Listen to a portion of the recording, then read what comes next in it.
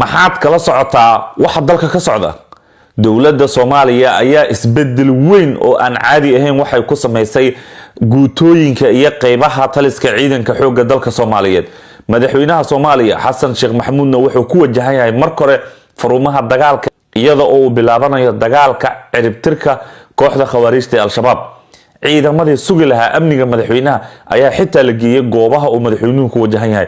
muuqaalkan waxaan kugu la wadaagayaa wararkii ugu dambeeyay ee isbedelka aan caadiga ahayn ee dalka ka socda. soo dhawaada saaxiibayaal, idinkuna muuqaalka leeg noo saaro oo si share gareeya aragtidiina la wadaaga.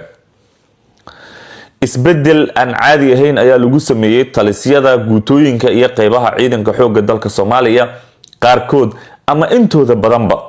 isbedelkan ayaa la sheegay in taliska ciidanka xoogga dalka iyo dowladda Soomaaliya ay uga dan leeyihiin dardargelinta dagaalka ka dhanka Al-Shabaab, iyadoo dowladdu ay ku dhawaaqday inuu bilaabanayo dagaalkii ugu dambeeyay ee ciribtirka kooxda khawaarijta Al-Shabaab.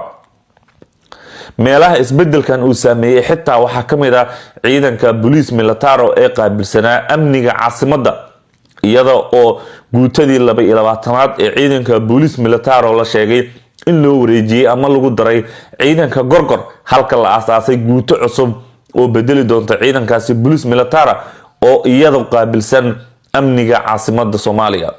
sida wada ogtihiin dhammaantiin laba guuto oo ciidanka booliis militaro ayaa qayb ka ah sugidda amniga caasimadda, kuwaas oo bara hubin iyo jagboontiyo kule daafaha laga soo galo caasimadda.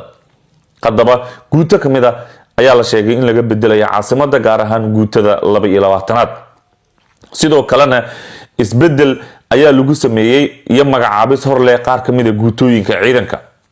taliyaha ciidanka xoogga dalka ayaana wareegto uu soo saaray wuxuu ku magacaabay taliyaha guutada 9aad ee qaybta 6aad oo uu ka geeriyooday Cornel Yunis Aadan, kaas oo lagu dilay dagaal ka dhacay duleedka magaalada Baydhabo. waxaana xilkan loo magacaabay Cornel Ciise Jeelle oo ka mid ah saraakiisha ciidanka xoogga dalka Soomaaliyeed, isagoo hadda kadib hogaamin doono guutadaasi.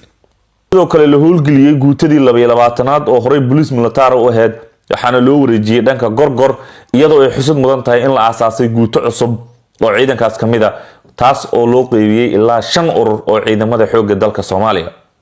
ururada loo kala qeybiyay ayaa waxay kala yihiin 81aad, 85aad, 86aad iyo 87aad. sidoo kale ururka 9aad ayaa qayb ka ah guutadan, waxaana dhammaantood ay si toos u hoostigi doonaan guutadan cusub. madaxweynaha Soomaaliya Xasan Sheekh Maxamuud ayaa la sheegay inuu tagi doono furimaha hore ee dagaalka, gaar ahaan halka loo yaqaano Cadale iyo sidoo kale Ceeldheer. dhammaan goobahaas ayaana la geeyay ciidan ka tirsan Koofi Cas.